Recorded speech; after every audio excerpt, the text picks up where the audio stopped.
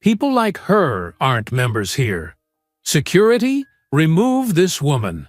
Weston's mother had ordered 6 years ago, having Rochelle dragged out of the New Year's Day brunch. January 1st, the country club's most prestigious brunch. 100 wealthy families. Weston's mother held court at the best table. The club manager approached nervously. Mrs. Clayton, the new club president, would like to address the members. She waved dismissively. Fine, fine. The doors opened. Rochelle walked in wearing a stunning wine-red dress, elegant twists piled high on her head. Good morning, members. I'm your new president. Weston's mimosa splashed across the white tablecloth. His mother choked on her eggs Benedict. But Rochelle wasn't alone. 3 children in matching preppy brunch outfits followed her. Mommy, can we sit at the fancy table? They spotted Weston. He looks like Uncle James in Grandma's photos. Same face. His wife slowly turned to him. Weston, what did your family do? Rochelle smiled. By the way, Mrs. Clayton, your membership is under review. But before we dive into the full story, let me know where you're watching from and what time it is. Now, subscribe to the channel and let's get started. This girl does not belong here. Those 6 words changed everything. Rochelle Martinez stood in the main dining room of Willow Creek Country Club on New Year's Day, 2018. She was 23 years old. She wore a simple blue dress that cost her 3 months of savings. Her hands shook slightly as she held Weston Clayton's arm. It will be fine, Weston whispered to her.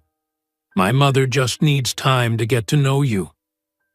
Rochelle wanted to believe him. She had been dating Weston for 2 years. 2 years of secret meetings and quiet dinners. 2 years of waiting for him to tell his family about her. Today was supposed to be different. Today, Weston promised, his family would finally accept their relationship. The country club was enormous. White columns stood at the entrance like guards. Inside, crystal chandeliers hung from high ceilings. The marble floors were so clean, Rochelle could see her reflection. Everything looked expensive. Everything looked perfect. Rochelle did not feel perfect. She felt small. 100 families filled the dining room. Women wore designer dresses and diamond jewelry. Men wore expensive suits and watches that cost more than Rochelle's car. Everyone looked comfortable. Everyone looked like they belonged. Rochelle did not belong. She knew it. They knew it. That is my mother, Weston said quietly. Mrs. Patricia Clayton sat at table 1 by the window, the best table in the room. She wore a cream-colored suit and a pearl necklace. Her gray hair was styled perfectly. She looked elegant and cold. Should we go say hello? Rochelle asked. Weston hesitated. Maybe we should get drinks first. But it was too late. Mrs. Clayton had seen them. She stood up slowly. Her heels clicked loudly on the marble floor as she walked toward them. The room became quieter. People turned to watch. Mrs. Clayton stopped 3 feet away from Rochelle. She looked at her. Her eyes moved from Rochelle's face to her dress to her shoes. She said nothing to Rochelle. Not hello, not nice to meet you, nothing. Instead, she turned to a man in a black suit. Mr. Stevens, please come here. Mr. Stevens was the club manager.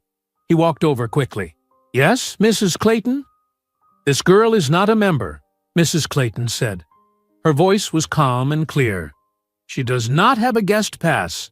I want her removed immediately. Rochelle felt her stomach drop. I am Weston's guest. He invited me. Mrs. Clayton still did not look at her. She spoke only to Mr. Stevens. My son does not have the authority to invite people like her to this club. Call security. Mother, please. Weston said.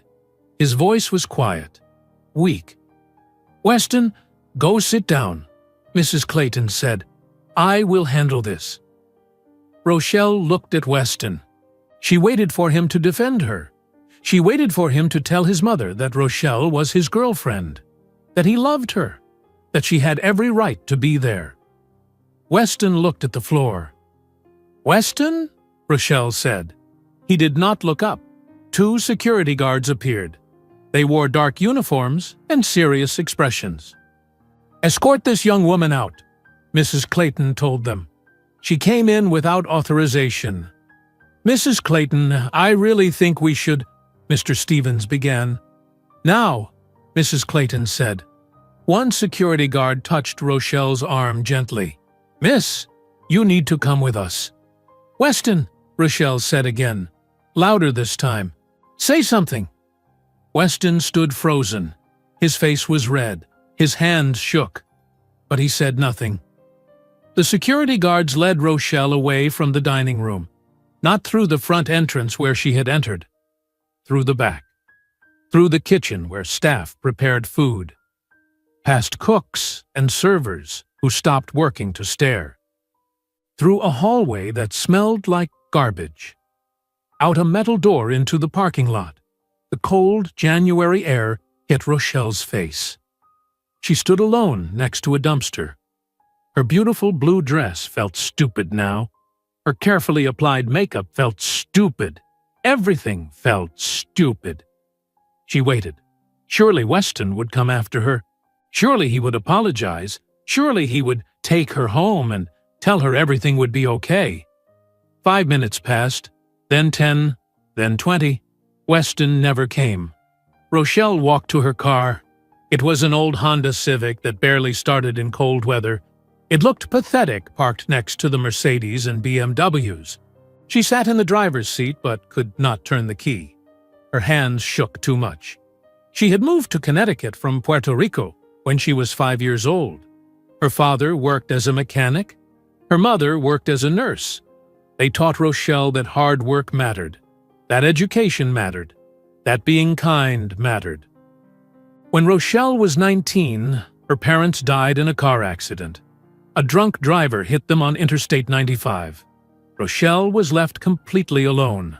No siblings, no grandparents, no aunts or uncles in America. She dropped out of college because she could not afford it. She worked at a coffee shop for 3 years. She saved every dollar. At night, she took free online classes about computer programming. She taught herself to write code. She was good at it, really good. 2 years ago, she attended a tech conference in Hartford.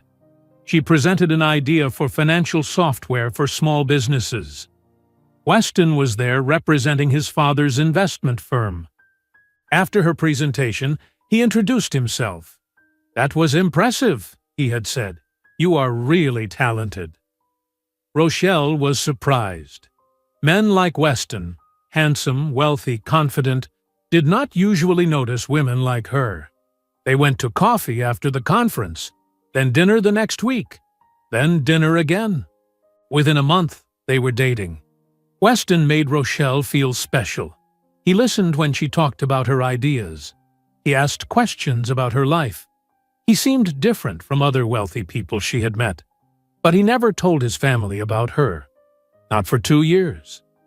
"They are traditional," Weston always said. "They need time." Rochelle believed him. She waited. She was patient. Now she understood the truth. Weston was ashamed of her. Rochelle finally started her car. She drove back to her small apartment in Hartford. 1 bedroom, old furniture, walls so thin she could hear her neighbors arguing. But it was hers. She paid for it with money she earned. She took off the blue dress and hung it in her closet. She would never wear it again. She called Weston 5 times that night. He did not answer. She sent him text messages. "Please call me. We need to talk. I do not understand what happened." He did not respond. 2 weeks passed. Rochelle went to work every day at a small tech company in Hartford. She wrote code. She attended meetings. She pretended everything was normal, but nothing was normal. She felt sick every morning. She felt exhausted all day. Her body felt different. Wrong. On January 15, 2018, Rochelle bought 3 pregnancy tests at a pharmacy. She took them home. She sat on her bathroom floor and waited 3 minutes for the results. All 3 tests showed the same thing. Positive. Rochelle stared at the 3 plastic sticks on her bathroom counter. Each one showed 2 pink lines. 2 pink lines meant pregnant. She was pregnant. Her hands shook. Her chest felt tight. She could not breathe properly. This could not be happening. Not now. Not like this. She picked up her phone and called Weston again. It rang 6 times. Then voicemail. His voice said, "This is Weston Clayton. Leave a message." "Weston, it is Rochelle. Please call me back, and it is important, really important. Please." She hung up. She waited 1 hour. He did not call back. She tried again. Voicemail again. "Weston, I need to talk to you. Something happened. Please just call me for 5 minutes. That is all I am asking." No response.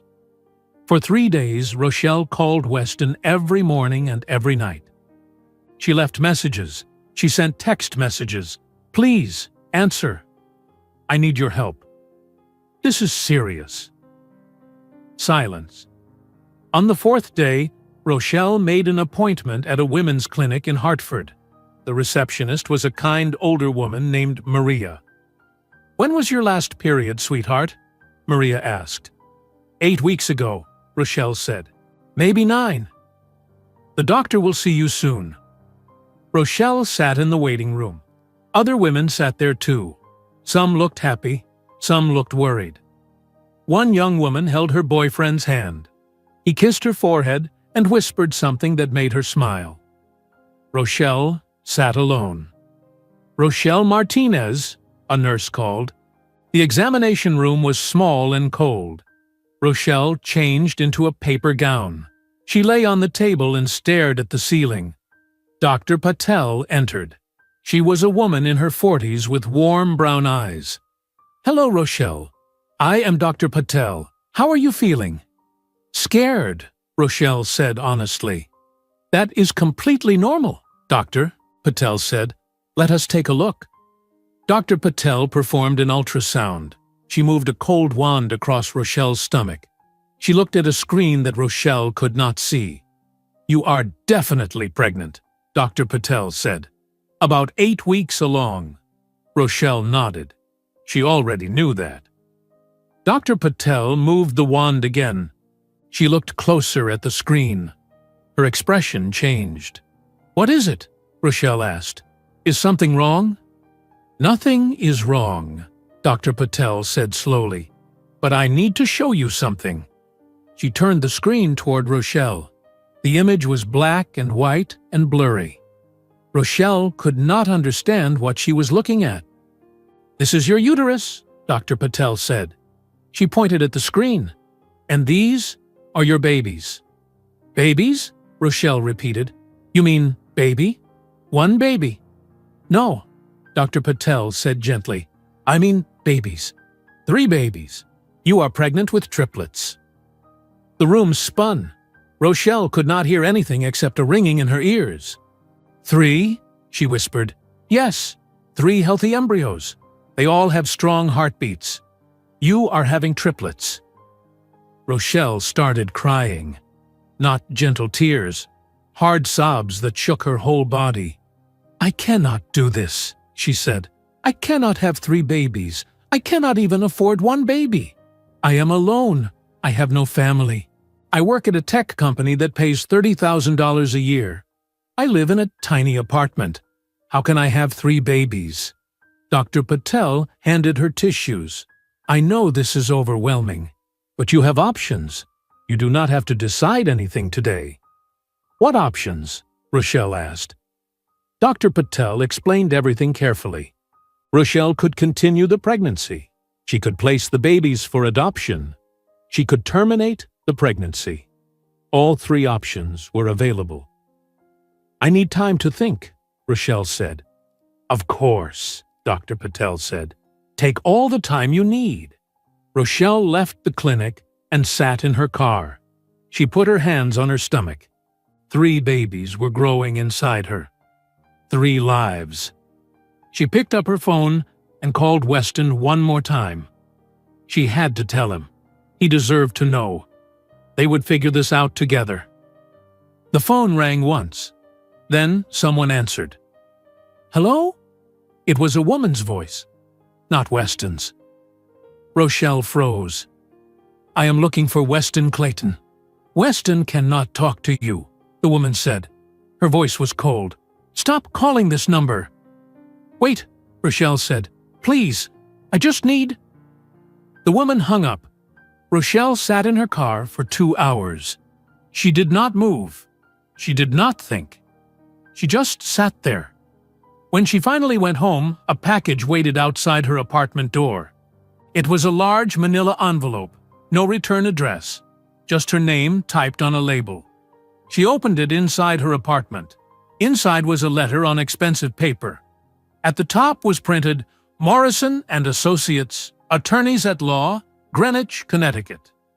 Rochelle read the letter 3 times. Asterisk. Dear Miss Martinez, we represent the Clayton family. Our clients are prepared to offer you $50,000 in exchange for your signature on the enclosed agreement. This agreement states that you will not contact Weston Clayton or any member of the Clayton family in the future. You will not make any claims of paternity. You will not pursue any financial support. If you refuse this generous offer, please be aware that the Clayton family has significant legal resources. Any attempt to pursue legal action will be met with vigorous opposition. Any attempt to damage the Clayton family's reputation will result in legal consequences. Please sign the enclosed documents and return them within 10 business days. Sincerely, Robert Morrison, Senior Partner **. Attached to the letter were legal documents, pages and pages of complicated language. Rochelle did not understand all the words, but she understood the meaning. The Clayton family wanted her to disappear. They wanted her to sign away her rights and her children's rights for $50,000. Rochelle felt something new inside her chest. Not sadness, not fear, anger. She picked up the letter and the documents. She tore them into small pieces. She threw the pieces in her trash can. $50,000. They thought that was enough. They thought she would just take their money and go away quietly. They were wrong. Rochelle opened her laptop. She searched for jobs in other cities. Boston, New York, Philadelphia, anywhere that was not Hartford. Anywhere she would not accidentally see Weston or his family. She found a job posting in Boston for a software developer at a small tech company called Data Link Solutions. The salary was $35,000 per year.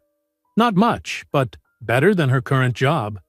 She applied immediately. She wrote a cover letter explaining her skills. She attached her portfolio of code samples.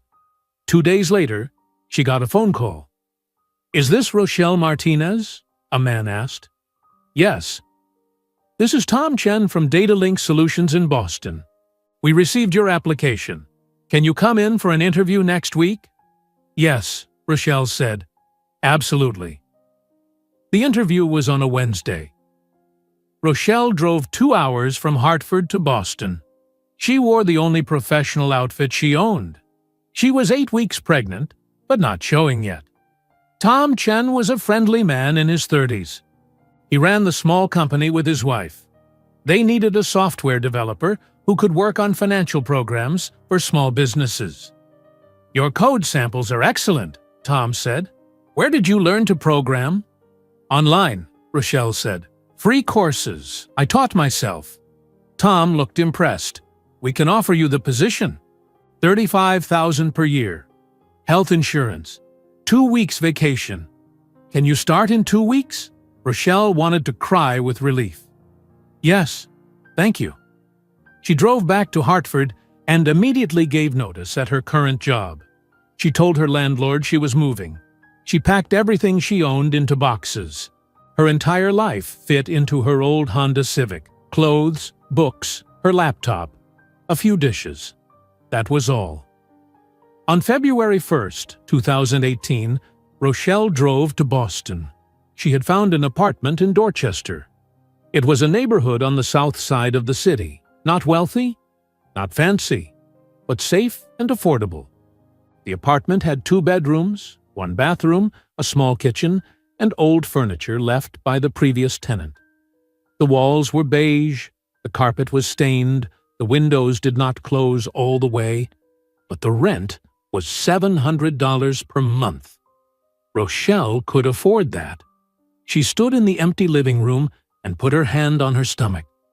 "It is just us now," she whispered, "but we are going to be okay. I promise." On September 15th, 2017, after 12 hours of labor, Rochelle held 3 tiny babies, Marcus, Julian, and Sophia, and whispered, "I will give you everything." Marcus cried first, then Julian, then Sophia. All 3 babies screaming at 5 in the morning. Rochelle opened her eyes. She had slept for 2 hours, maybe 3. She could not remember anymore. The days and nights blurred together. The babies were 6 months old now. It was March 2018. Rochelle got out of bed and walked to the second bedroom. 3 cribs stood against the wall. 3 tiny faces looked up at her, red from crying. Okay, Rochelle said softly. "I am here." She picked up Marcus first. He was always hungry. She sat in the old rocking chair and fed him a bottle. Julian and Sophia kept crying. I know, Rochelle said. "You are next." After Marcus finished eating, she fed Julian, then Sophia. By the time all 3 babies were fed, changed, and dressed, it was 7 in the morning. Rochelle looked at herself in the bathroom mirror. Dark circles under her eyes. Hair that needed washing. The same shirt she wore yesterday. She had no time to care about how she looked. She packed 3 diaper bags. Diapers, bottles, extra clothes, pacifiers. She loaded all 3 babies into their car seats. She drove to Little Stars Daycare in Dorchester. The daycare was crowded and loud. 20 children under 2 years old. 4 staff members trying to manage them all. "Good morning, Rochelle," said Miss Angela, one of the teachers. "How are my triplets today?" "Hungry as always," Rochelle said. Miss Angela took Marcus from his car seat. Another teacher took Julian. A third took Sophia. "We will see you at 5:30, Miss Angela said. Daycare for 3 infants cost $2,000 per month. Rochelle's salary at Data Link Solutions was $35,000 per year. After taxes, she brought home about $25,000. After paying for daycare, rent, food, and basic expenses, she had almost nothing left. But she had no choice. She had to work. Rochelle arrived at Data Link Solutions at 8 in the morning. The office was small, 6 desks, old computers. Tom Chen sat at his desk drinking coffee. "Morning, Rochelle," he said. "How are the babies?" "Loud," Rochelle said. Tom laughed. "My wife and I had 1 baby and we thought we would die from exhaustion. I cannot imagine 3. Rochelle sat at her desk and started working. She wrote code for financial software. She fixed bugs. She talked to clients on the phone. She worked through lunch because she had no time to take breaks. At 5 o'clock, she left the office and picked up the babies from daycare. At home, she fed them dinner. Sweet potatoes for Marcus, carrots for Julian, peas for Sophia. They made huge messes. Food everywhere. Then bath time. 3 babies in a small bathtub. Water splashing. More crying. By 8 o'clock, all 3 babies were finally asleep in their cribs. Rochelle made herself a sandwich. She ate it, standing in the kitchen. Then she opened her laptop at the small kitchen table. This was her real work. The work that mattered. Rochelle had an idea for a software program. She wanted to create something that helped small businesses manage their finances. Most financial software was expensive and complicated. Small businesses needed something simple and affordable. Every night after the babies slept, Rochelle worked on this program. She taught herself advanced programming languages by watching free videos online. She wrote code line by line. Some nights she worked until midnight, some nights until 2 in the morning. Then the babies would wake up at 5 and the cycle started again. She slept 3 hours per night, maybe 4 if she was lucky.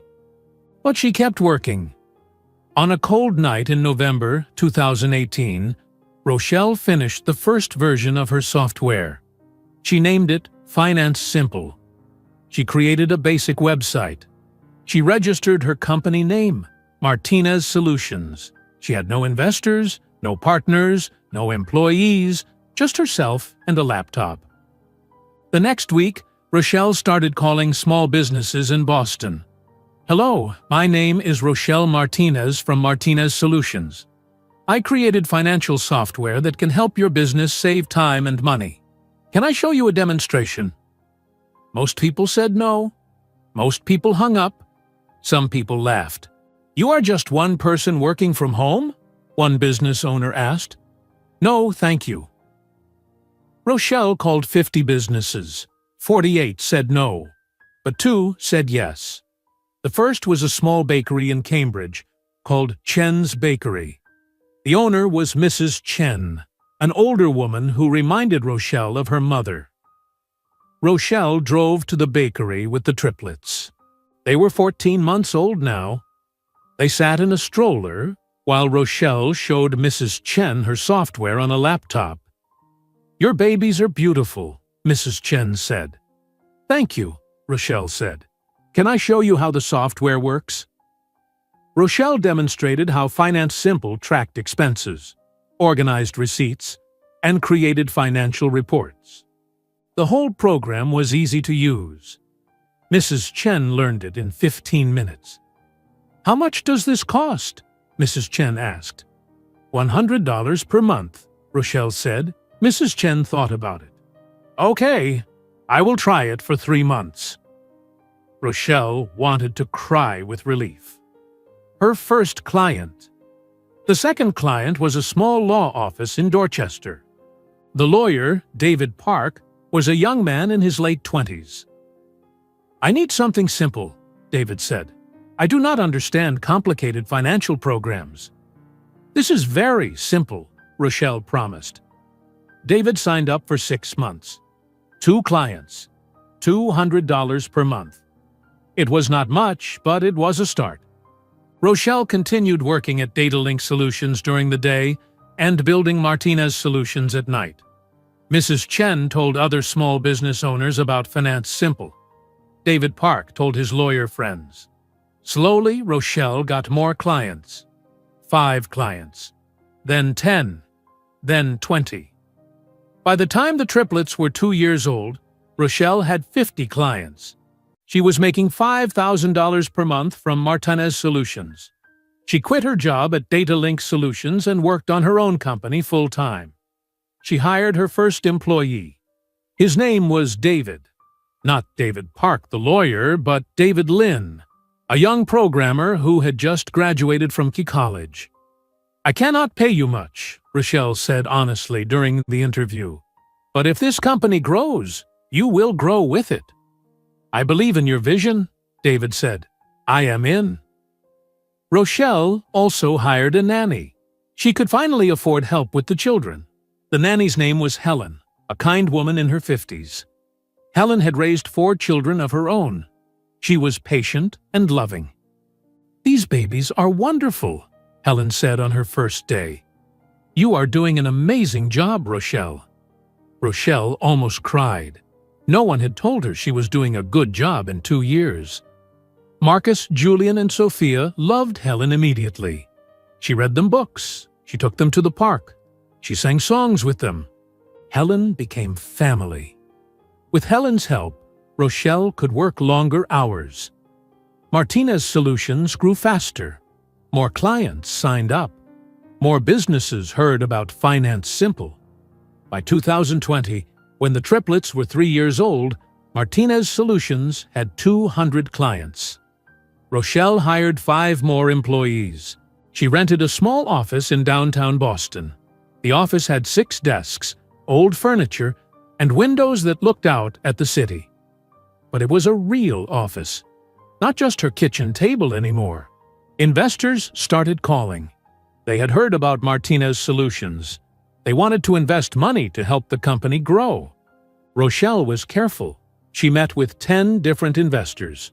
She said no to 8 of them. They wanted too much control. They wanted to change her vision. She said yes to 2 investors who believed in her and let her stay in charge. They gave her $1 million. With that money, Rochelle hired better programmers. She improved the software. She marketed Finance Simple to businesses across Massachusetts.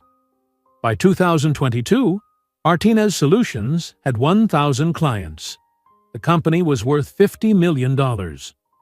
Rochelle could finally breathe. She bought a house in Brookline. Not a mansion, just a nice 3-bedroom house with a small yard. The children each got their own room.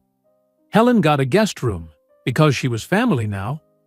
Marcus, Julian, and Sophia started kindergarten at a good private school. They were happy, healthy children. They did not know their mother worked 16 hours a day. They did not know they had been poor. They only knew their mother loved them. By 2023, when the children were 6 years old, Martinez Solutions was worth $200 million. Finance Simple was used by 5,000 businesses across America. Rochelle Martinez was 30 years old. She was one of the youngest self-made millionaires in Massachusetts. Newspapers wrote articles about her. She spoke at business conferences. She had built everything herself. No family money. No husband. No help except the people she hired with money she earned. On a cold December afternoon in 2023, Rochelle sat in her office on the 20th floor of a building in downtown Boston. Her company now occupied the entire floor. 30 employees worked at their desks. Her assistant knocked on her door. "Miss Martinez, you have a phone call." "Who is it?" Rochelle asked. "Someone named Richard Morrison. He says it is important." Rochelle did not recognize the name. "Okay, put him through." The phone rang. Rochelle answered. "This is Rochelle Martinez. Miss Martinez, my name is Richard Morrison. I was the president of Willow Creek Country Club in Greenwich, Connecticut." Rochelle's hand tightened on the phone. That name. That place. The place that destroyed her 6 years ago. "I know what happened to you there," Richard said. "I am calling because the club needs new leadership, and I believe you are the right person for the job." Rochelle said nothing for a long moment. She stared out her office window at the Boston skyline. "Why would you call me?" she finally asked. Her voice was cold. "Because the club is failing," Richard said. "Many old families are losing their money.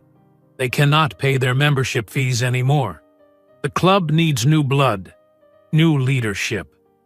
People with real wealth and character." "And you thought of me?" Rochelle said. "The woman your club threw out like garbage?" "I was not president then," Richard said. "I disagreed with what Mrs. Clayton did to you. That is why I left the board 2 years later. What happened to you was wrong, Miss Martinez. I want to fix it." "You cannot fix it," Rochelle said. "It happened. It is over." "You are right," Richard said. "We cannot change the past, but we can change the future. There is a group of members who want Mrs. Clayton and the old guard gone. They want someone fresh, someone who earned their success, someone who represents what the club should be." Rochelle laughed. It was not a happy laugh. "You want me to be president of the club that humiliated me? That is insane." "Think about it," Richard said. "You would have the power to make sure what happened to you never happens to anyone else. You could change everything." "I need to think," Rochelle said.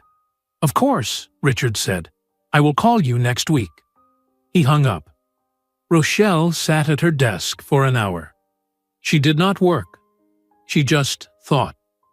That evening, she drove home to Brookline. The house was warm and full of noise.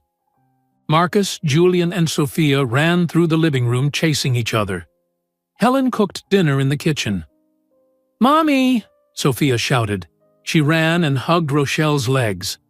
"Hello, sweetheart," Rochelle said. She picked Sophia up and kissed her forehead.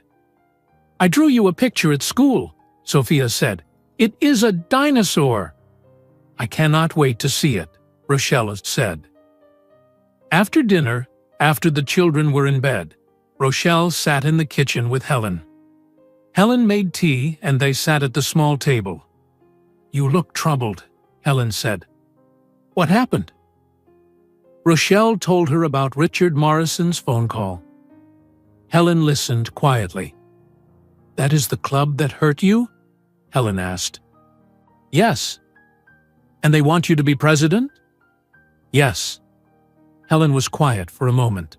Then she said, "What do you want to do?" "I do not know," Rochelle said. "Part of me wants to tell them no. Part of me wants to never think about that place again." "And the other part?" Helen asked. "The other part wants to walk back into that room and show them who I became." Helen smiled. "Then do that." "It could open old wounds," Rochelle said. "I would have to see Weston again, his mother, all those people who watched me get thrown out." "You are not that scared girl anymore," Helen said. "You are powerful now. You built a company. You raised 3 children alone. You have nothing to be ashamed of." Rochelle thought about it all night. She barely slept. The next morning, she called David Lynn. Not just her employee anymore. Over 5 years, David had become her closest friend and her company's lawyer. They met for coffee at a cafe near her office. "A country club presidency?" David said. "That seems random." "It is not random," Rochelle said. She told him the whole story. About Weston, about that day 6 years ago, about Mrs. Clayton. David listened carefully. "This could be good for you, or it could be painful. Are you ready to face those people again?" "I think so," Rochelle said. "What about the children?" David asked. "Weston is their father. If you go back there, he will see them. Everyone will see them. They look exactly like him." Rochelle had thought about this. Maybe it is time. The children are 6 years old now. They ask about their father sometimes. They deserve to know the truth. "Just be careful," David said. "These old money families play dirty. Make sure you have everything documented. Make sure they cannot remove you the way they removed you before." "I will," Rochelle promised. She called Richard Morrison that afternoon. "I will do it," she said, "but I have conditions. I want full presidential authority. I want to review all memberships. I want to change the rules to focus on character, not just money and family name." "Agreed," Richard said.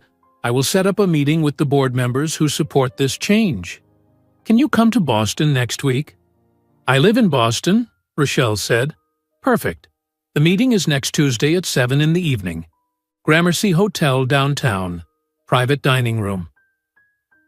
On Tuesday evening, Rochelle wore a professional black suit. She drove to the Gramercy Hotel. The private dining room was elegant.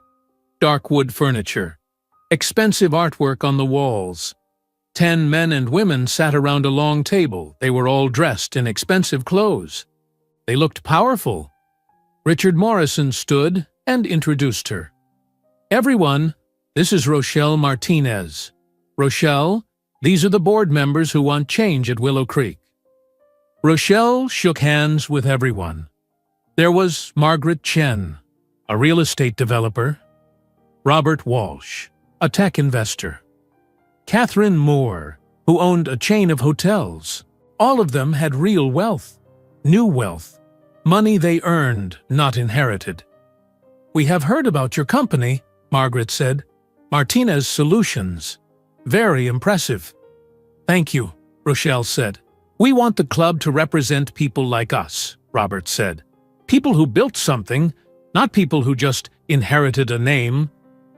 They asked Rochelle about her vision for the club. She spoke for 30 minutes. She talked about creating scholarship programs, about changing membership requirements, about focusing on contribution to the community, not just social status. "Mrs. Clayton will fight this," Catherine warned. "She has controlled that club for 20 years. "Let her fight," Rochelle said. "I am not afraid of her anymore." The board members looked impressed. "We need to vote," Richard said. "All in favor of making Rochelle Martinez the new president of Willow Creek Country Club?" 10 hands went up. Every single one. "It is unanimous," Richard said. "Welcome, Madam President." "When do we announce this?" Rochelle asked. "January 1st, 2024, Richard said. "At the New Year's brunch. Exactly 6 years after what happened to you." Rochelle felt her heart beat faster. "Mrs. Clayton will be there?" "She sits at table 1 every year," Richard said. "She has no idea this is happening. The announcement will shock everyone." Over the next 2 weeks, Rochelle prepared. She researched the club's membership rules. She found the section about code of conduct. It clearly stated that discrimination based on economic or social background was prohibited. Mrs. Clayton had violated this rule 6 years ago. Rochelle made copies of everything. She created a folder with documentation. She also prepared herself emotionally. She would see Weston again. For the first time in 6 years. She wondered what he looked like now. She wondered if he ever thought about her. She decided to bring Marcus, Julian, and Sophia to the brunch. They had the right to be in that room. They had the right to see their father's world. One Saturday afternoon, Rochelle took the children shopping. She went to an expensive store in downtown Boston. "Why are we buying fancy clothes?" Marcus asked. "Because we are going to a special party," Rochelle said. She bought herself a wine-red dress. It cost $5,000. She had never spent that much on a dress before. But she wanted to look powerful. She wanted to look like she belonged. She bought Marcus and Julian matching navy blue suits with white shirts. They looked so handsome, so grown up. She bought Sophia a navy blue dress with white trim. Sophia twirled in front of the mirror. "I look like a princess," Sophia said. "You are a princess," Rochelle said. On the night of December 31st, 2023, Rochelle could not sleep. Tomorrow was the day. Tomorrow she would return to the place that broke her heart 6 years ago. But she was not broken anymore. She was stronger than she had ever been. She walked into the children's room. All 3 were sleeping peacefully. Marcus had his arm around a stuffed bear. Julian slept with his mouth open. Sophia's dark hair spread across her pillow. Rochelle touched each of their heads gently. "Tomorrow," she whispered, "they will finally see us." January 1st, 2024. The morning sun came through Rochelle's bedroom window. She opened her eyes and looked at the clock. 6 in the morning. Today was the day. She got up and walked to the children's room. Marcus, Julian, and Sophia were still sleeping. She watched them for a moment. They looked so peaceful. "Time to wake up," she said softly. 3 pairs of eyes opened slowly. "Why are we getting up early?" Julian asked.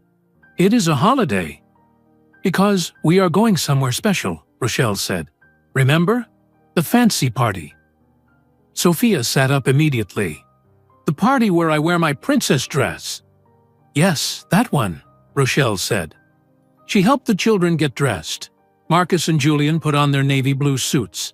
They kept pulling at their collars. "This is uncomfortable," Marcus complained.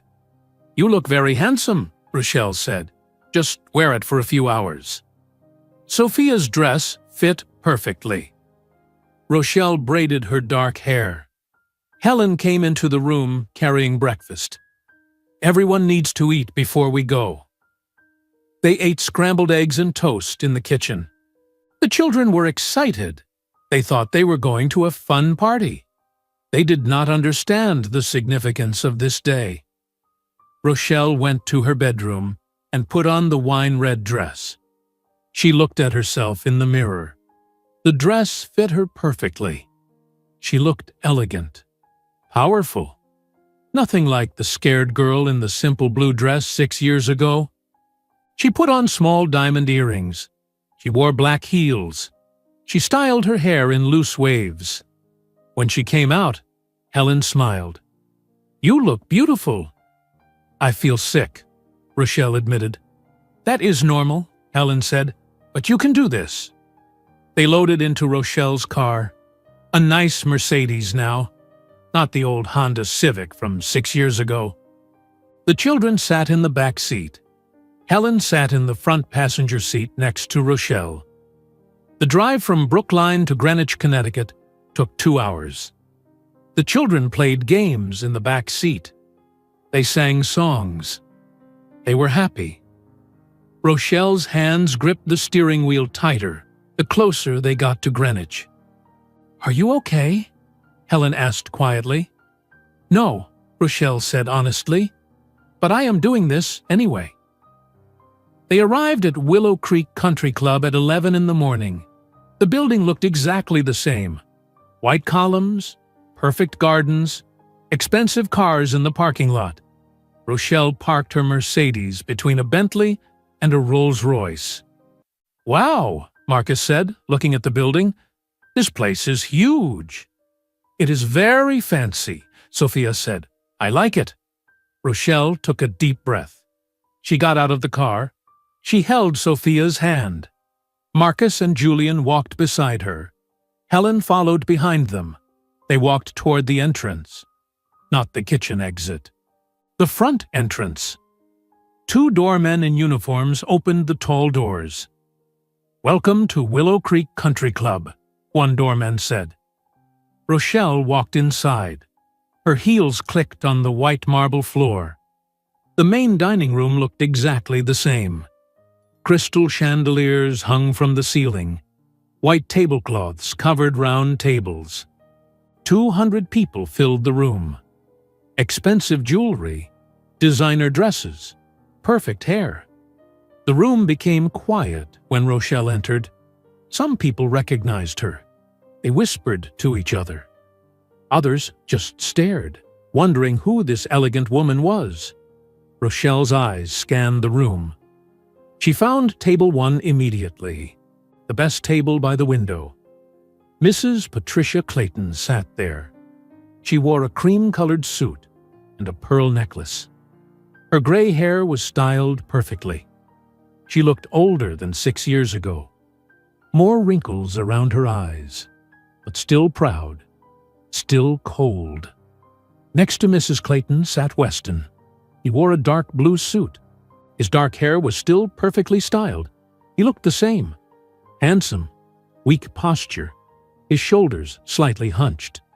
Next to Weston sat a blonde woman in a white dress. She looked elegant and bored. This must be Amanda, his wife. Mrs. Clayton looked up. She saw Rochelle. Her wine glass stopped halfway to her mouth. Her face turned pale. The color drained completely from her cheeks. Weston looked up too. His eyes met Rochelle's across the room. For a moment, everything stopped. The noise disappeared. The people disappeared. It was just the 2 of them, staring at each other after 6 years of silence. Weston's eyes moved from Rochelle's face to the children beside her. He saw Marcus, then Julian, then Sophia. 3 children, all with dark hair, all with blue eyes. His blue eyes. Weston's hands started shaking. His wineglass slipped slightly. Amanda grabbed his arm to steady him. "Weston, what is wrong?" Amanda asked. He did not answer. He could not speak. He just stared at the children. Mr. Stevens, the club manager, walked to the podium at the front of the room. He tapped the microphone. "Ladies and gentlemen," he said loudly, "thank you for joining us for our annual New Year's brunch. Before we begin, I have an important announcement." The room became completely silent. Everyone turned to face the podium. "The board has elected a new club president," Mr. Stevens said. "Please welcome Miss Rochelle Martinez." The room erupted. Some people gasped. Others whispered loudly. A few people started clapping, but most just stared in shock. Mrs. Clayton stood up immediately. Her chair scraped loudly against the marble floor. "This is a mistake," she shouted. Her controlled, elegant voice was gone. She sounded angry and desperate. "That woman was banned from this club."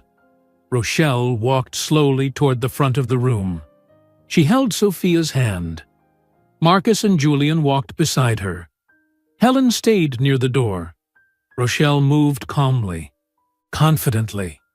She looked directly at Mrs. Clayton. "I was never banned officially, Mrs. Clayton," Rochelle said. Her voice was calm and clear. "I was illegally removed, but that does not matter now. The board voted. I am your new president." Mrs. Clayton's face turned red. "This is outrageous. I demand to see the board votes. I demand—" "You demand nothing," Rochelle interrupted. Still calm, still in control. "You are a member here. I am the president. Those are the facts." The room watched in silence. Some people looked uncomfortable, others looked excited. This was the most dramatic thing to happen at the country club in years. Weston still sat frozen at table 1. He could not take his eyes off the children. Amanda noticed. She looked at Weston, then at the children, then back at Weston. Her expression changed, confusion, then realization, then shock. Sophia tugged on Rochelle's dress. She pointed at table 1, at Weston. "Mommy," Sophia said loudly. Her child's voice carried across the silent room. "That man at the table looks like us." Everyone in the room turned to look at Sophia. The little girl pointed directly at Weston. "He has our eyes, Mommy," Sophia said. "The same blue eyes." Marcus stepped closer to his mother. He looked at Weston carefully. "She is right. He does look like us." Julian stared at Weston too. "Why does that man have our eyes?" The entire room went silent. 200 people held their breath. Everyone looked from the children to Weston. The resemblance was impossible to miss. Same dark hair, same blue eyes, same facial structure. Amanda turned to her husband. Her voice shook. "Weston, how old are those children?" Weston opened his mouth, but no sound came out. His face turned white. His hands trembled on the table. "Weston," Amanda said louder. "How old are they?" I do not—" Weston could not form words. Rochelle knelt down to Sophia's level. She spoke gently. "Sweetheart, that man is someone I knew a long time ago. We can talk about it later, okay?" "Okay, Mommy," Sophia said. Rochelle stood up. She signaled to Helen, who came forward quickly and took the children's hands. "Let us go look at the pretty gardens," Helen said to the children. She led them out of the dining room to a quiet hallway, away from all the tension. Once the children were gone, Rochelle turned to face the room. She opened a leather folder she had brought with her. "As your new president," Rochelle said, "I will be conducting membership reviews. The club has new standards. All members must contribute positively to our community. Members who have violated our code of conduct will face suspension." Mrs. Clayton's face turned from white to red. You cannot do this. My family founded this club in 1952. Your family's history does not excuse discrimination, Rochelle said calmly. 6 years ago, you humiliated me in this very room. You called security and had me removed through the kitchen exit. You did this because I did not come from wealth. You judged me because of my background. The room erupted in whispers. Some people remembered that day. Others heard about it now for the first time. That behavior violated our code of conduct, Rochelle continued. She held up papers from her folder. Section 7, paragraph 3 of our membership rules clearly states that discrimination based on economic or social background is prohibited. Mrs. Clayton, you broke that rule. The board will vote next week on whether the Clayton family can remain members. Mrs. Clayton gripped the edge of the table. This is revenge. You are doing this because you are bitter. No, Rochelle said. I am doing this because it is right. No one should be treated the way you treated me, ever. Amanda stood up suddenly. She stared at her husband. Weston, answer me right now. How old are those children? Weston's voice was barely a whisper. 6. Amanda's eyes went wide. 6 years old? Yes. Amanda did math in her head. Her face changed. Shock, anger, disgust. We have been married for 4 years. Those children are 6. You got another woman pregnant while we were engaged? Amanda, please, Weston said. Not here, not in front of everyone. You lied to me, Amanda shouted. People at nearby tables turned to watch. You have 3 children. 3. How long have you known? Weston said nothing. Did you know she was pregnant? Amanda demanded. Or Weston looked at the floor. Yes. And you did nothing? I was scared. You are pathetic, Amanda said. Her voice was ice. She grabbed her white purse from the table. We are done. My lawyer will contact you tomorrow. She walked out. Her heels clicked loudly on the marble floor. Everyone watched her leave. The tall doors closed behind her with a loud sound. Weston sat frozen. His whole life was falling apart in front of 200 people. Mrs. Clayton tried to regain control. She looked around the room at her friends and allies, the women she had lunch with for 20 years, the families she had dominated. This woman is trying to destroy our traditions, Mrs. Clayton said loudly. She wants to change everything that made this club great. Are we going to let some outsider tell us what to do? Some people nodded, but many people stayed silent. They remembered Mrs. Clayton's cruelty over the years, how she controlled everything, how she made people feel small. Robert Walsh stood up. He was one of the board members who voted for Rochelle. He was a tech investor worth $400 million. Patricia, Robert said, the vote was 10-0. The entire board supports Rochelle. The club needs to change. We cannot survive on old family names anymore. We need real leadership. Real leadership? Mrs. Clayton said. From a woman who built a $200 million company by herself, Robert interrupted. From a woman who raised 3 children alone. From a woman who represents the future, not the past. The room started clapping, slowly at first, then louder. Half the people in the room applauded. They applauded Rochelle's strength, her success, her courage. Mrs. Clayton looked around. Her friends were not defending her. Her allies were silent. Her power was gone. She sat down slowly. She looked old suddenly, defeated. Weston finally stood up. He looked at Rochelle. His eyes were red.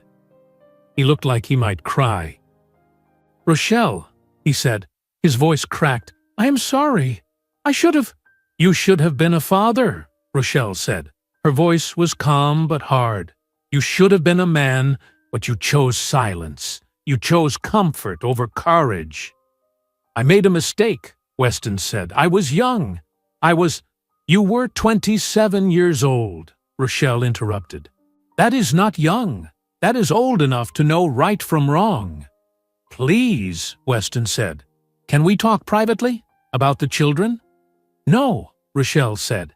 "Anything you have to say, you can say here, in front of everyone, just like I was humiliated in front of everyone 6 years ago." Weston looked around the room. 200 faces stared at him, judging him. He looked back at Rochelle.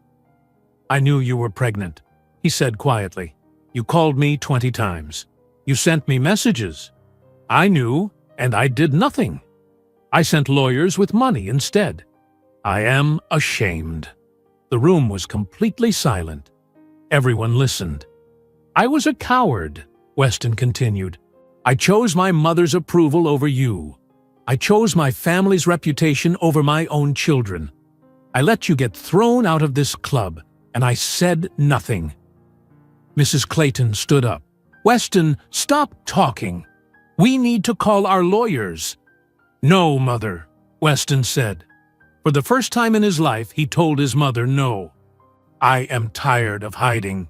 I am tired of being weak. Those are my children. I abandoned them. I abandoned Rochelle. Everyone should know the truth." Mrs. Clayton sat down. She looked shocked. Her son had never spoken to her that way before. Richard Morrison stood at the podium. "The board meeting to review Clayton family membership will take place in 7 days, January 8, 2024. All board members must attend." Rochelle left the dining room and found Helen with the children in the hallway. Marcus, Julian, and Sophia were looking at paintings on the wall. "Can we go home now?" Marcus asked. "Yes," Rochelle said. "Let us go home." They walked out through the front entrance, past the white columns, past the expensive cars. Rochelle held Sophia's hand. She felt exhausted, drained. The drive back to Boston took 2 hours. The children were quiet at first. Then the questions started. "Mommy, why was everyone shouting?" Julian asked. "Adults sometimes disagree," Rochelle said carefully. "That man at the table," Marcus said. "The one who looks like us. Is he our father?" Rochelle's hands tightened on the steering wheel. She had known this question would come. She had prepared for it. But it still hurt to hear. "Yes," she said simply. "He is your father." The car was silent for a moment. "Why does he not live with us?" Sophia asked. "Because he made choices a long time ago," Rochelle said. "He was scared. He chose to stay away." "Does he not love us?" Julian asked. His voice was small. Rochelle pulled the car over to the side of the road. She turned around to face her children in the back seat. She needed to look at them for this conversation. "Listen to me carefully," she said. "What happened between me and your father has nothing to do with you. You are not mistakes. You are the best thing that ever happened to me. You are smart and kind and wonderful. If your father cannot see that, it is his loss, not yours." Marcus looked serious. "Will we see him again?" "I do not know," Rochelle said honestly.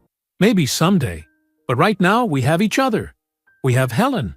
We have a good life. That is what matters." Sophia nodded. "I love you, Mommy." "I love you too, sweetheart. I love all 3 of you." They drove the rest of the way home.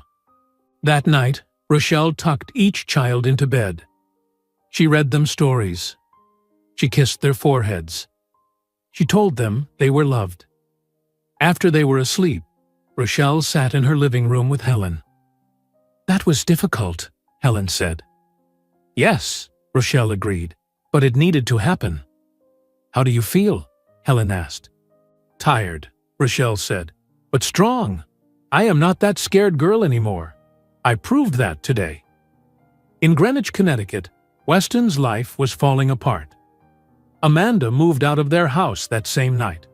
She packed 2 suitcases and went to her parents' house in Greenwich. The next morning, Her lawyer called Weston with divorce papers. Weston sat alone in the empty house. He did not go to work. He did not answer his phone. He just sat there, thinking about 3 children he had never met. His father called. "You embarrass this family. Everyone is talking about your illegitimate children."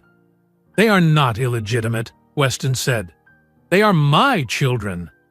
"You should have handled this quietly," his father said. "Now it is a public scandal." Weston hung up on him.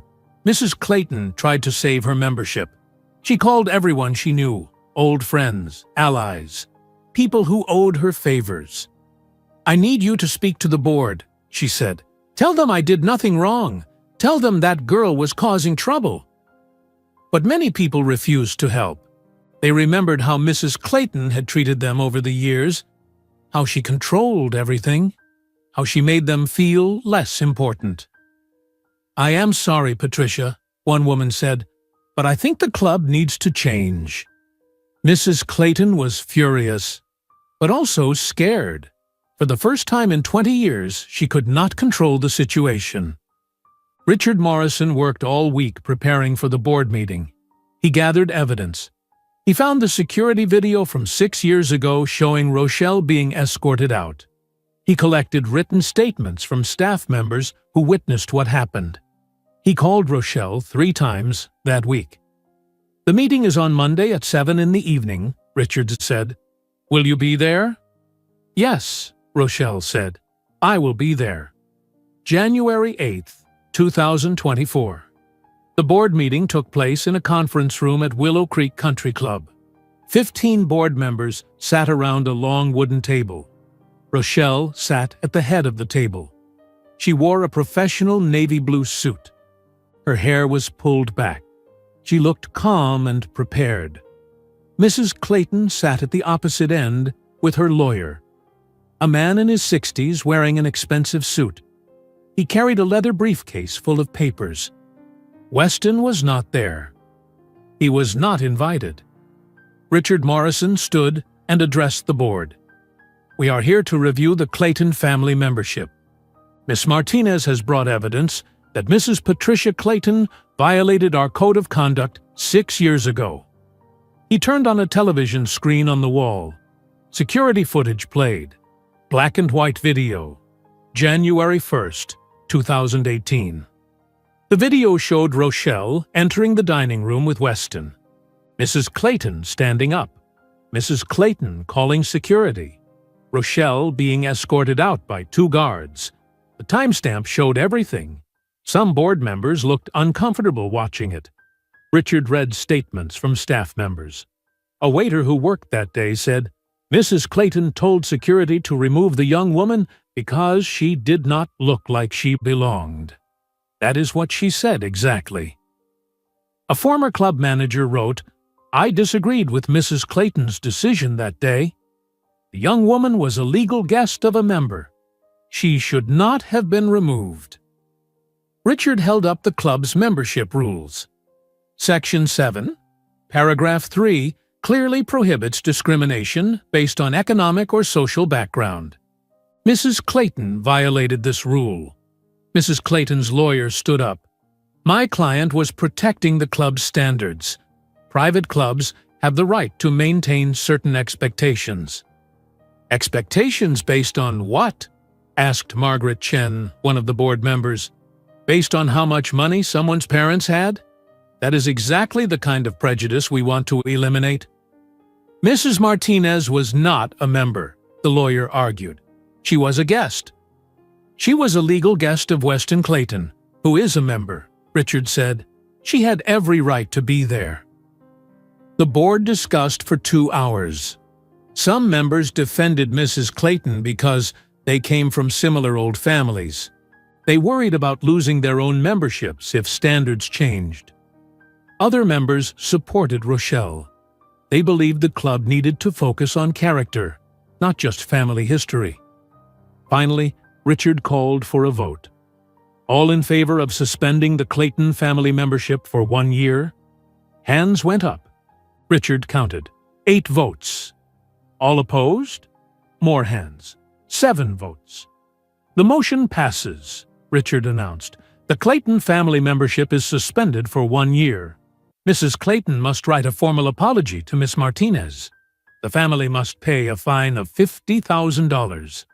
After 1 year, they may reapply for membership." "Mrs." Clayton sat completely still. Her face was pale. Her hands shook.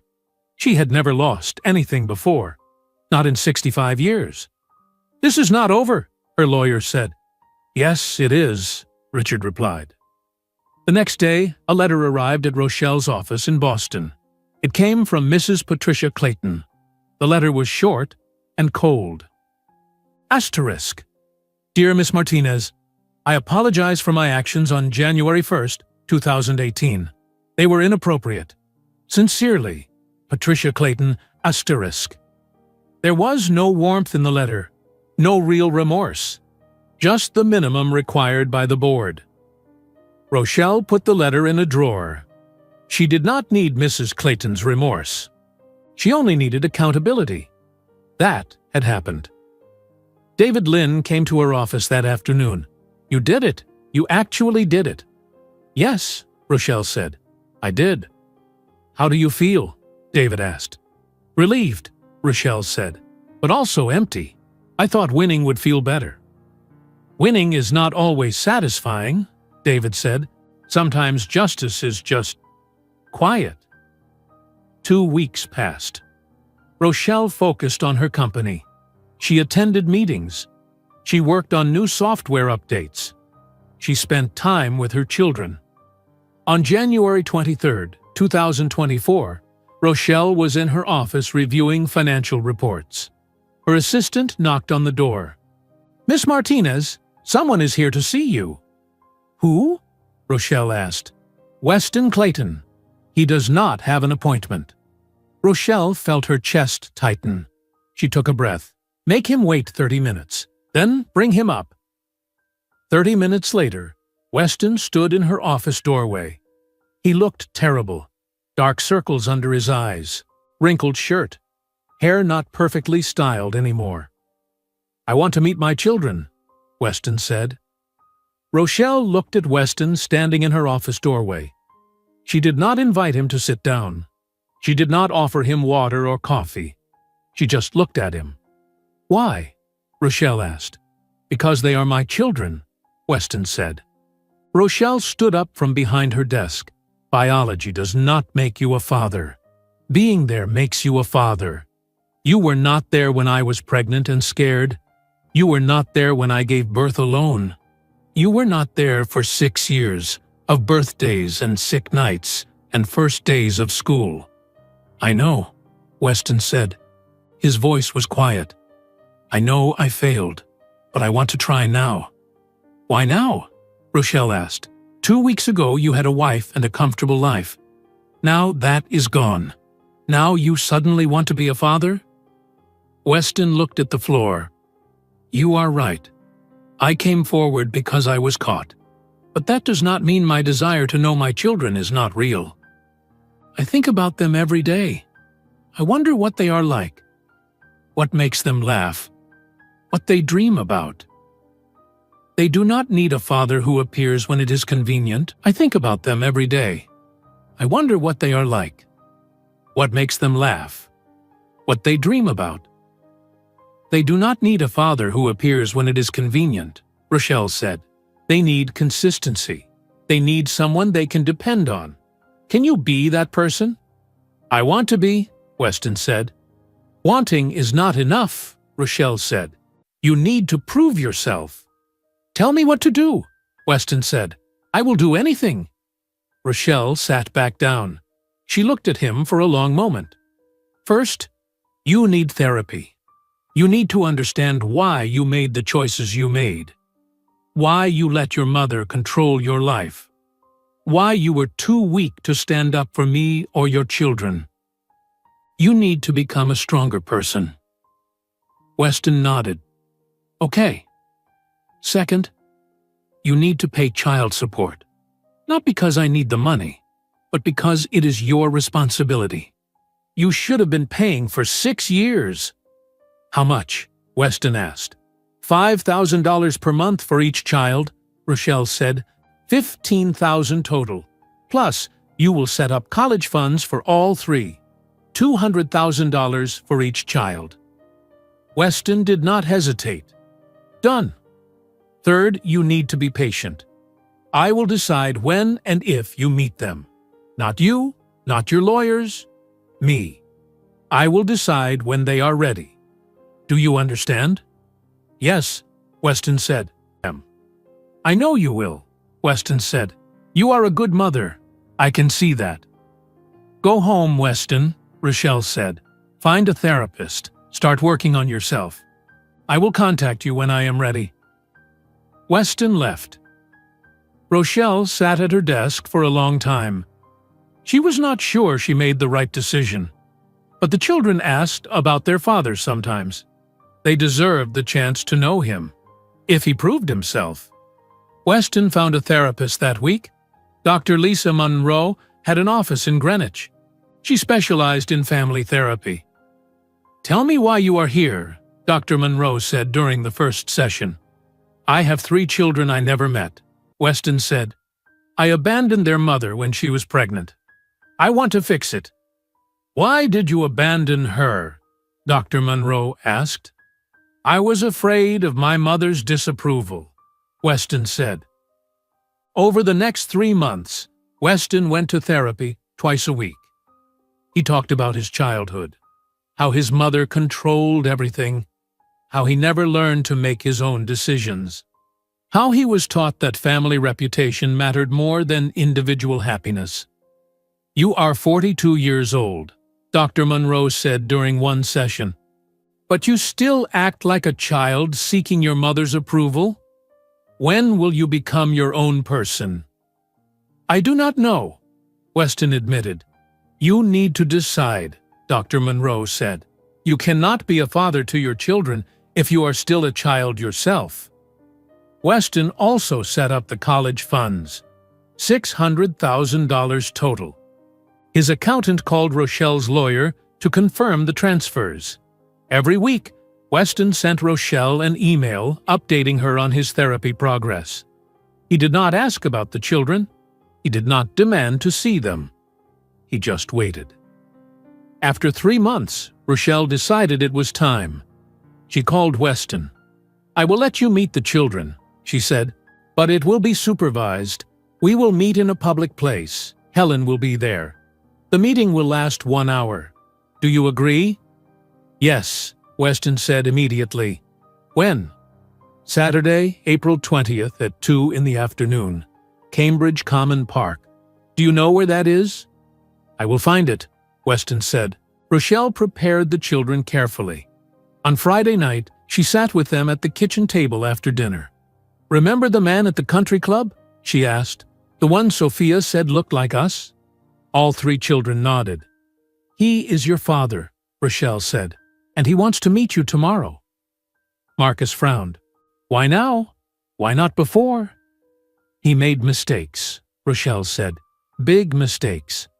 But he is trying to be better now. You do not have to like him. You do not have to call him Dad. You can just meet him and see how you feel. Will you be there? Julian asked. Yes, Rochelle said. I will be right there the whole time. Okay, Julian said quietly. Sophia looked worried. What if we do not like him? Then we leave, Rochelle said. You are in control. If you want to go home, we go home, I promise. Saturday afternoon arrived. Rochelle drove to Cambridge Common Park with the children and Helen. It was a beautiful spring day. The park was full of families. Children played on swings. Dogs ran in the grass. Weston was already there. He stood near a bench holding 3 wrapped gifts. He wore jeans and a casual shirt, not his usual expensive suit. He looked nervous. Rochelle parked the car. Ready? She asked the children. They nodded. They walked across the grass toward Weston. He saw them coming.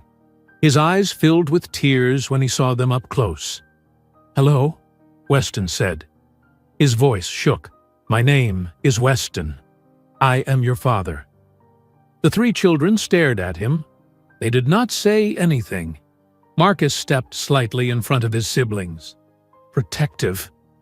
"Why did you never visit us before?" Weston knelt down so he was at their eye level. "I made very big mistakes. I was scared and I was wrong. I am very sorry. I cannot change the past, but I want to be part of your future, if you will let me." "Our mom says you were scared," Sophia said. She had her arms crossed. "What were you scared of?"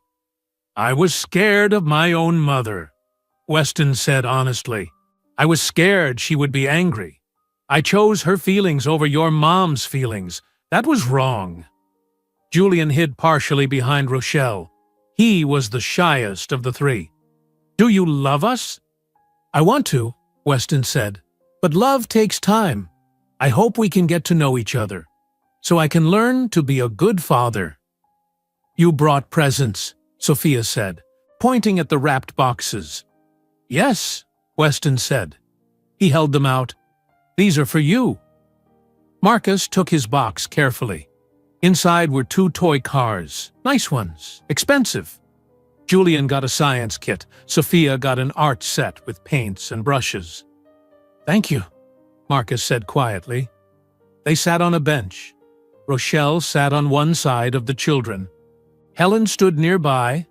Weston sat on the other side. Weston told them about himself. "I work at an investment company. I live in Greenwich, Connecticut.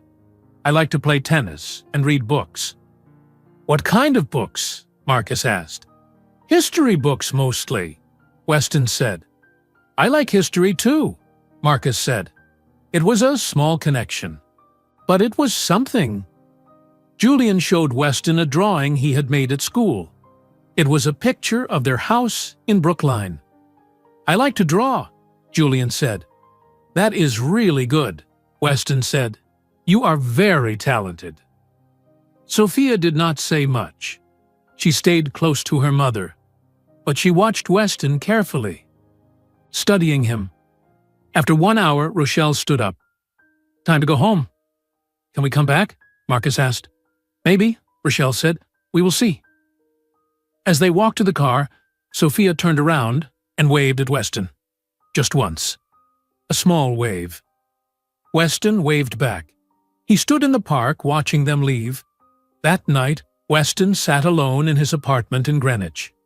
He could not stop thinking about the small wave. Sophia's small hand waving goodbye.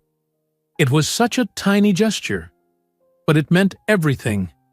He called Dr. Monroe, his therapist, even though it was Saturday night.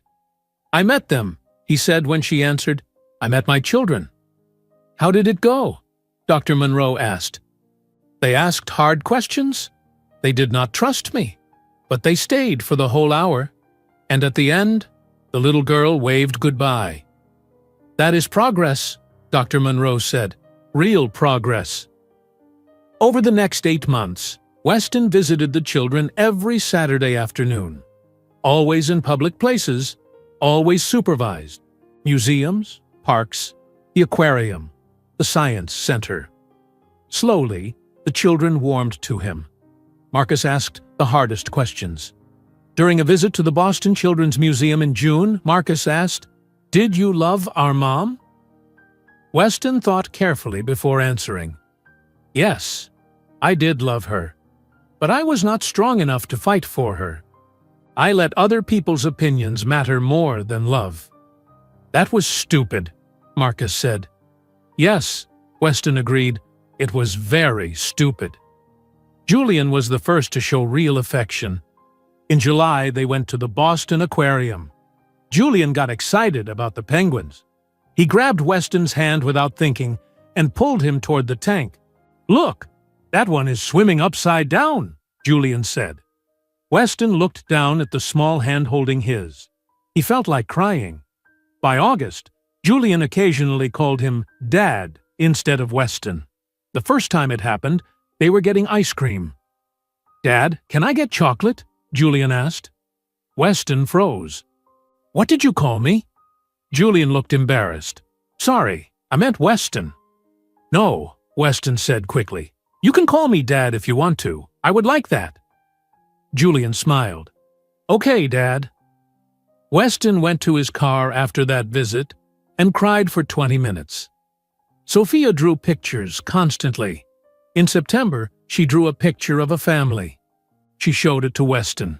This is our house, she said, pointing. This is Mommy. This is Marcus. This is Julian. This is me. This is Helen. And this is you. I am in the picture, Weston asked. Yes, Sophia said. You come every Saturday now, so you are part of our family. Kind of. Weston got the picture framed. He hung it in his apartment. Rochelle watched all of this carefully. She saw Weston trying. She saw him being patient. She saw genuine love developing between him and the children. She would never love Weston again. That part of her heart was closed to him forever. But she could respect his efforts as a father. In September, something else changed in Rochelle's life. She met someone new. His name was James Chen. He taught second grade at the children's school. He was kind and patient. He wore glasses and always had chalk dust on his hands. He made the children laugh. One afternoon, Rochelle came to pick up the children from school. James was outside with them, teaching them about clouds. That one is a cumulus cloud, James said, pointing up. It looks like cotton. Sophia waved at her mother. Mr. Chen is teaching us about clouds. James turned and saw Rochelle. He smiled. Your children are wonderful students. Thank you, Rochelle said. Have you ever thought about volunteering for our science fair? James asked. We need parents with tech backgrounds to help the kids. I could do that, Rochelle said. They talked for 15 minutes. James was easy to talk to. He did not know about her past.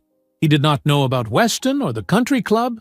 He just knew she was a successful businesswoman and a good mother.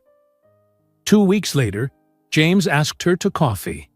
They went to a small cafe in Brookline. They talked about the children, about teaching, about her company. You built Martinez Solutions from nothing? James asked. Yes, Rochelle said. It took 6 years, a lot of sleepless nights. That is incredible, James said. You should be very proud. It felt good to talk to someone who saw her as she was now, not as the girl who got thrown out of a country club, not as someone who needed to prove herself, just as Rochelle. They started dating slowly, coffee once a week, dinner occasionally. James met Helen, and the children already knew him from school. I like Mr. Chen, Sophia said one night. He is nice to you, Mommy. Yes, Rochelle agreed. He is very nice. While Rochelle's personal life grew, her work at Willow Creek Country Club continued. She implemented major changes throughout 2024.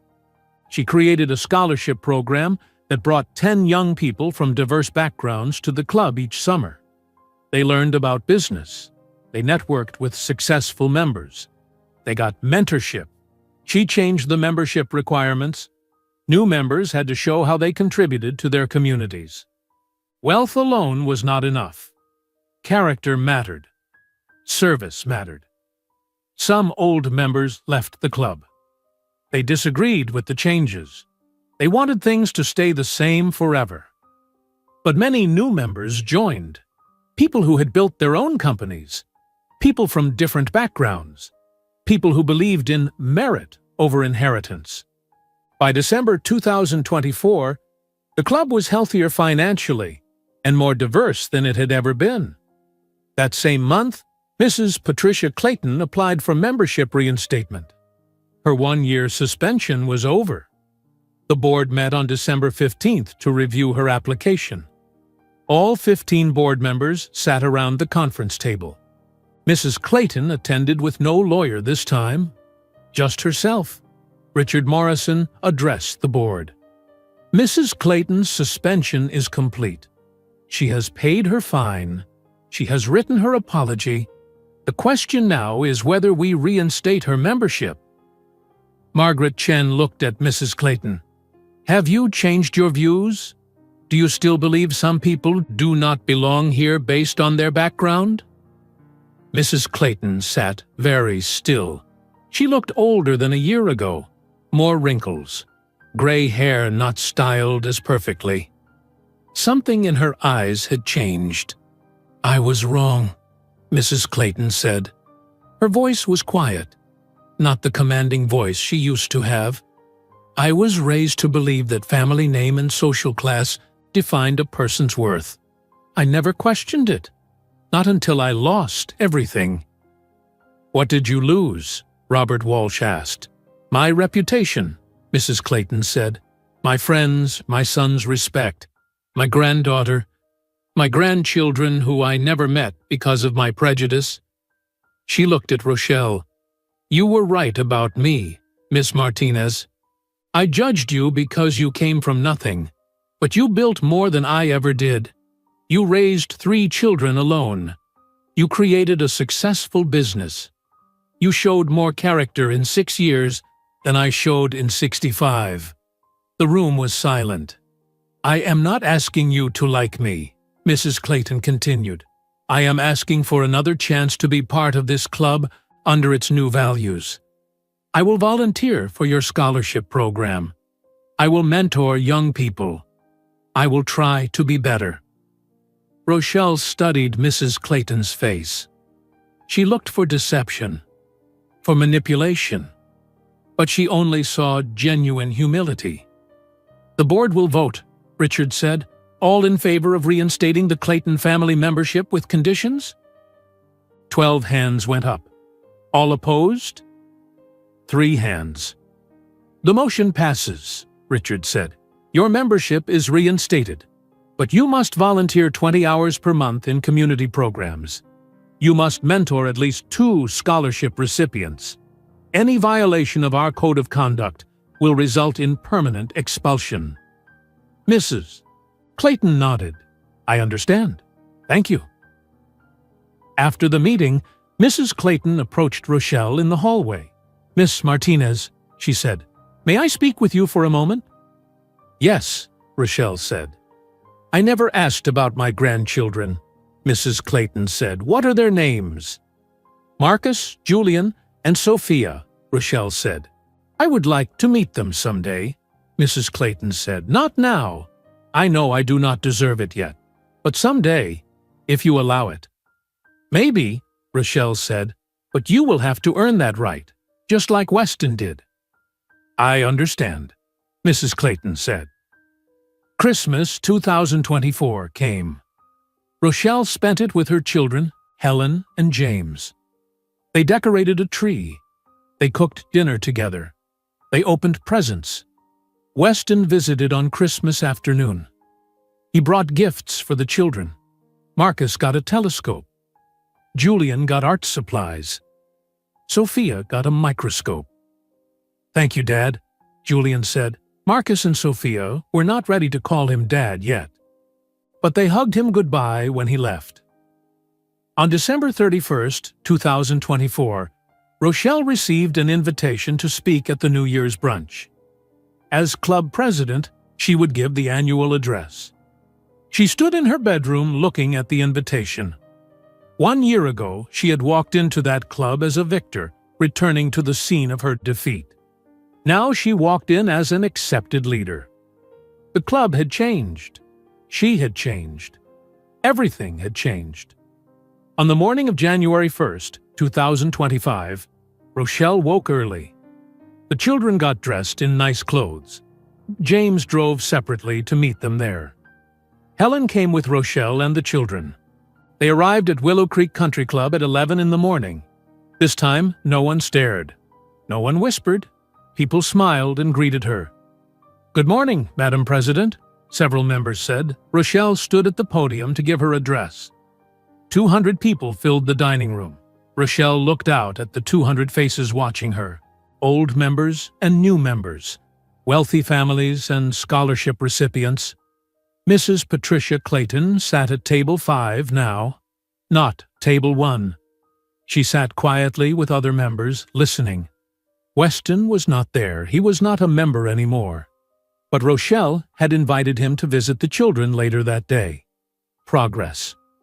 James sat at table 7 with Helen and the children. He smiled at her encouragingly.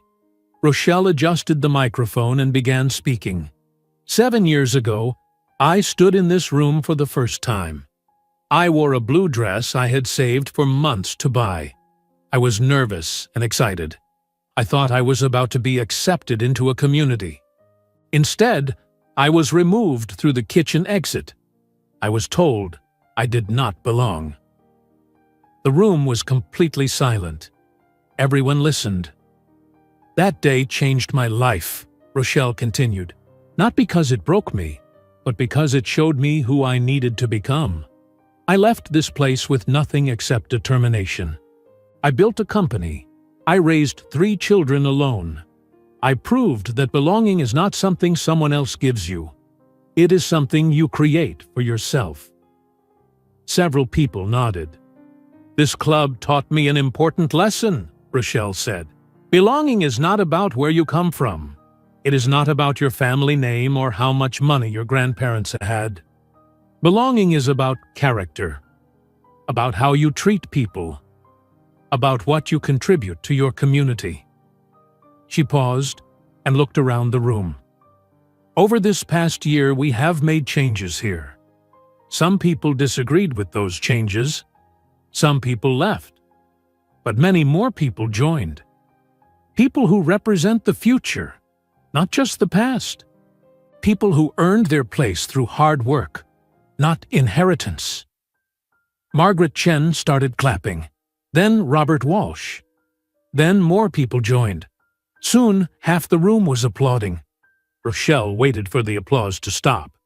We created a scholarship program that brought 10 young people here last summer. They came from different backgrounds, different neighborhoods, different economic situations, but they all had talent and determination. 3 of them have already started their own businesses. 2 are in college on full scholarships. That is what this club should be about. Creating opportunities. Opening doors, not closing them. More applause. I want to thank the board members who believed in this vision, Rochelle said. Richard Morrison, Margaret Chen, Robert Walsh, Catherine Moore, and all the others who voted for change. You showed courage. She looked at Mrs. Clayton. I also want to acknowledge that people can change. Mrs. Clayton violated our code of conduct 7 years ago. She has spent this past year working to become better. She has volunteered. She has mentored scholarship recipients.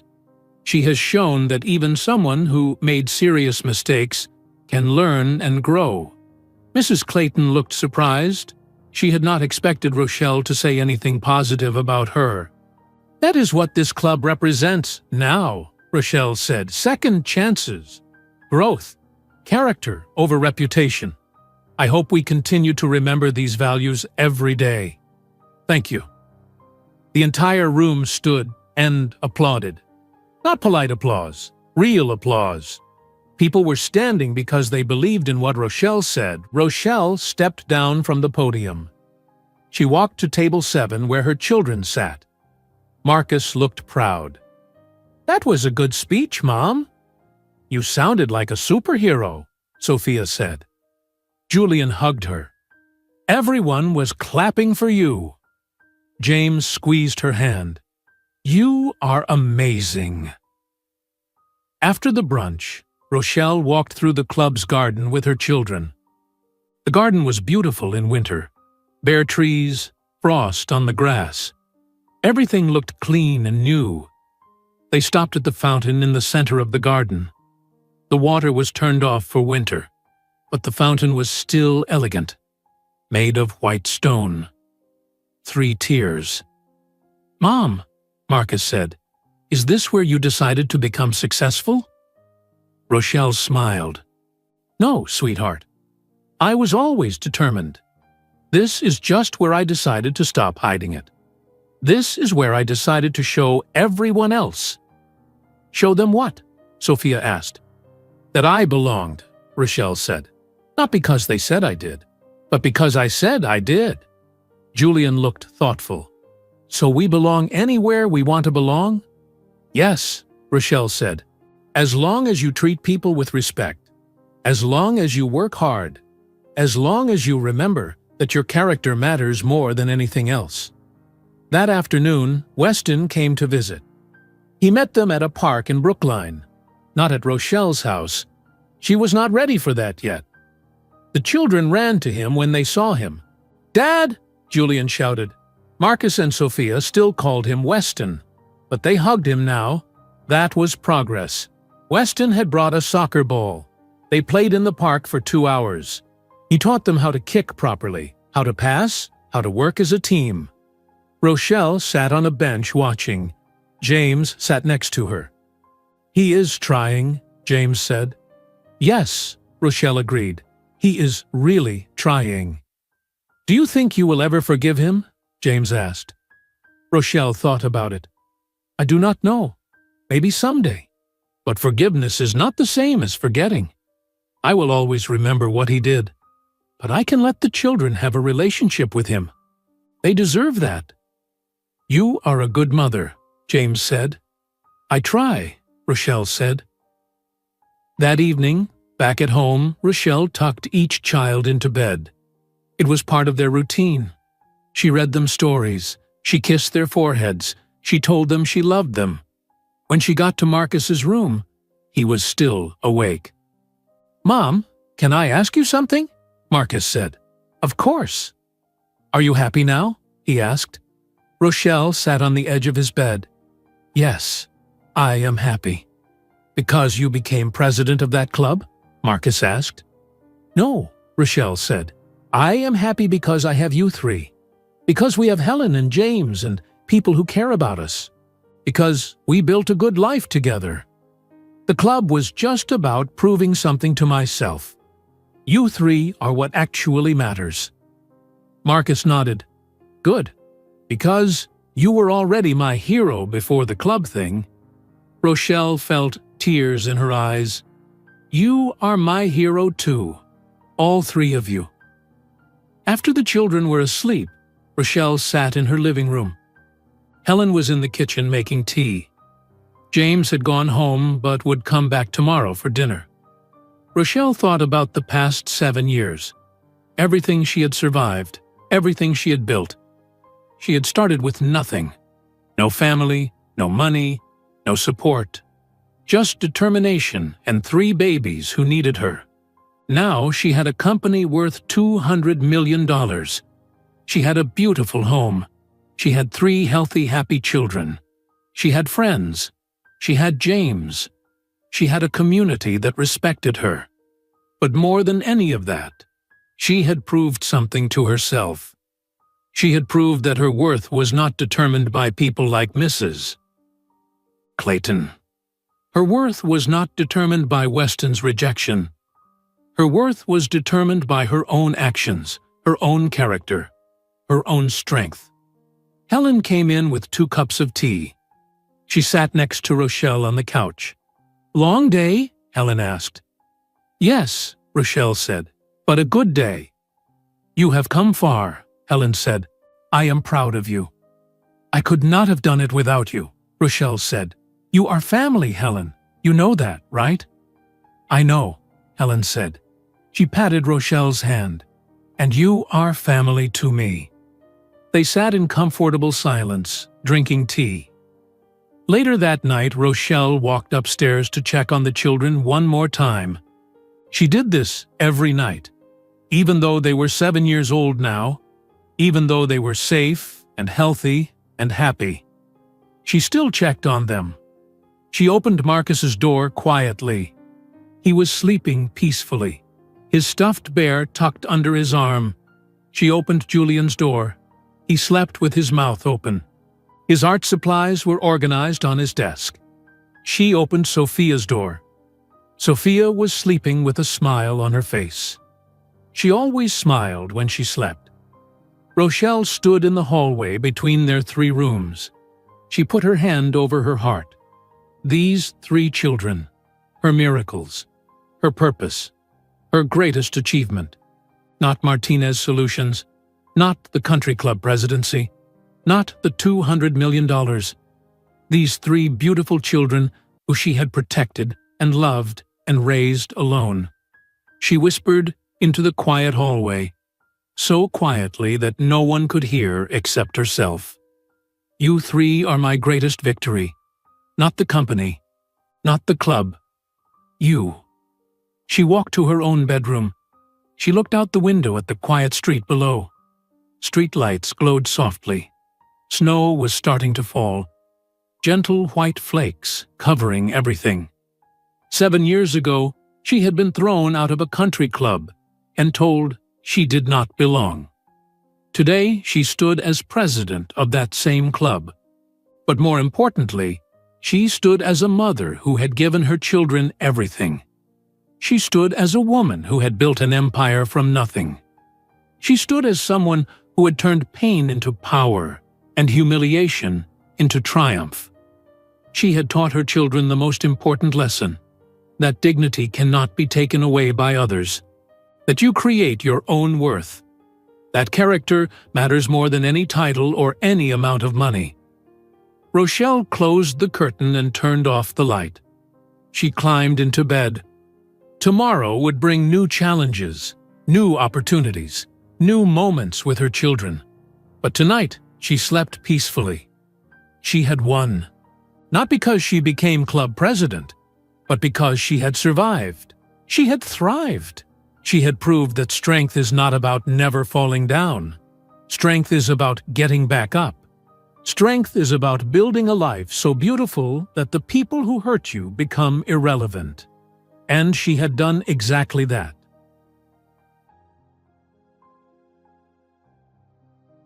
If you enjoyed today's video, I'm sure you'll love the next one. Don't waste time. Just click on the screen.